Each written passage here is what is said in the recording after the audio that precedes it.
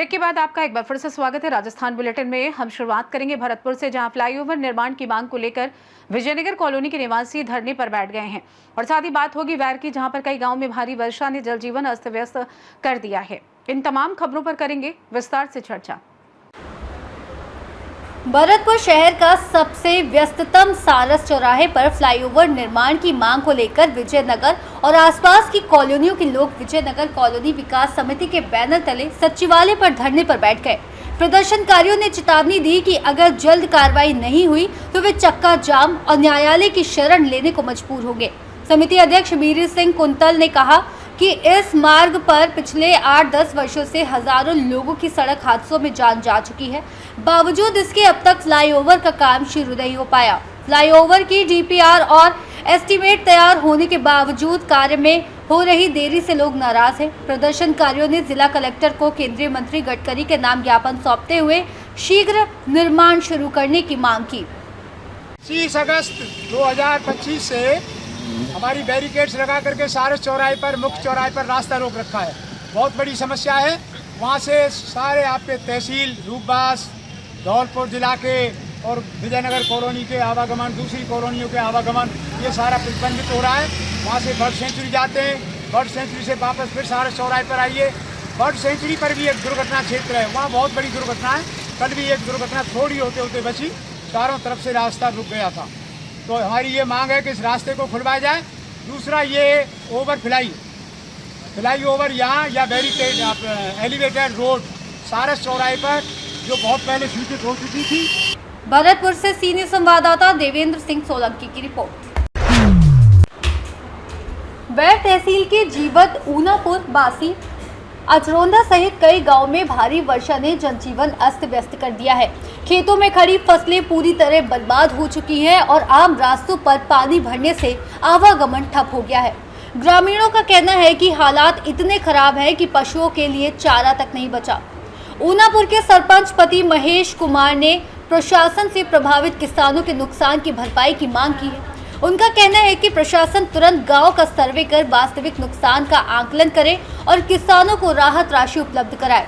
ग्रामीणों का आरोप है कि अब तक प्रशासन की ओर से कोई भी अधिकारी या कर्मचारी मौके पर नहीं पहुंचा है।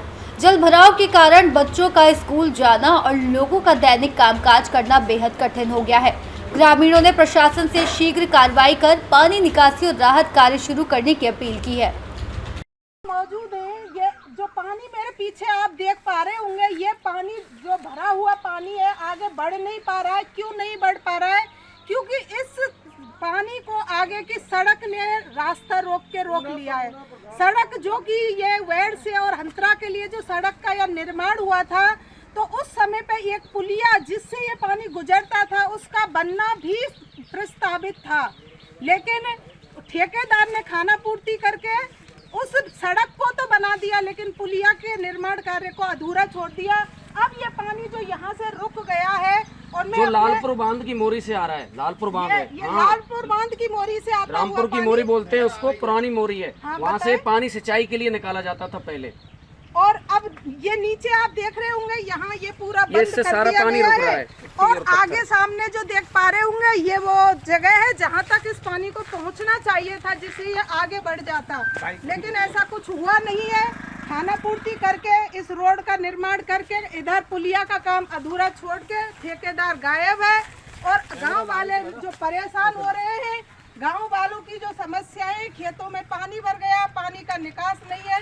और जैसा कि बुजुर्ग कहते आए हैं कि पानी अपना 100 साल पुराना रास्ता भी ढूंढ लेता है, पानी अपना रास्ता ढूंढ रहा है, लेकिन प्रशासन जबरदस्ती उस रास्ते में बैरिकेड्स लगा रहा है। चाहे यहाँ पे ये इतनी सारी मिट्टी के बांध जैसा बना के उसको रोक दिया, और इधर से ये जो पानी आ रहा है ये भी प्रॉपर निकल नहीं पा रहा है, क्योंकि इसकी निकासी को जब सड़क निर्माण कार्य किया गया था तो इस पर बिल्कुल भी ध्यान नहीं दिया गया था, और इसकी वजह से यहाँ फसलें बर्बाद हो रही है।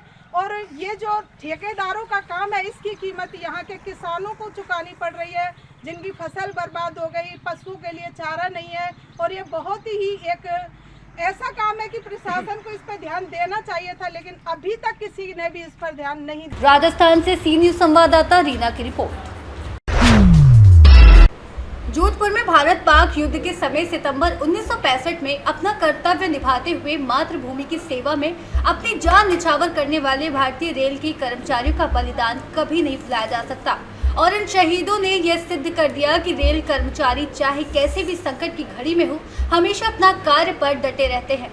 North western railway employees union के मंडल सचिव मनोज कुमार परिहार ने बताया कि 17 बहादुर शहीद रेल कर्मचारियों की याद को अमर बनाने के लिए हर वर्ष की तरह इस वर्ष भी 9 सितंबर को north western railway employees union द्वारा शहीद मेला एवं श्रद्धांजलि सभा का आयोजन किया जाता है, ताकि आज के युवा इस घटना को याद रखते हुए इससे सीख लेते हुए देश के लिए हर समय तैयार रहें।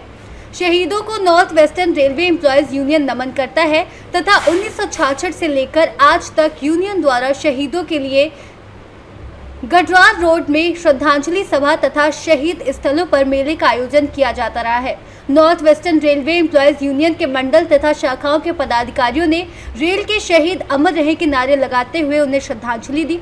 इस दौरान रेल प्रबंधक अनुराग त्रिपाठी, मुख्य चिकित्सा अधीक्षक सीताराम बुनकर, डॉक्टर विक्रम सिंह सैनी, सामग्री प्रबंधक अरविंद कुमार आदि लोग उपस्थित रहे। शहीद मेले में जोधपुर से मदन लाल बैरवा, बन्ने सिंह, गजेंद्र सिंह सियाग, मूला राम चौधरी सहित सैकड़ों कार्यकर्ताओं ने भाग लिया। जोधपुर से सी न्यूज संवाददाता आनंद शर्मा की रिपोर्ट। फिलहाल के लिए इस खास बुलेटिन में बस इतना ही। देश दुनिया की तमाम बड़ी खबरों को जानने के लिए जुड़े रहिए सी न्यूज भारत के साथ। हर खबर आपके साथ, आपके हाथ।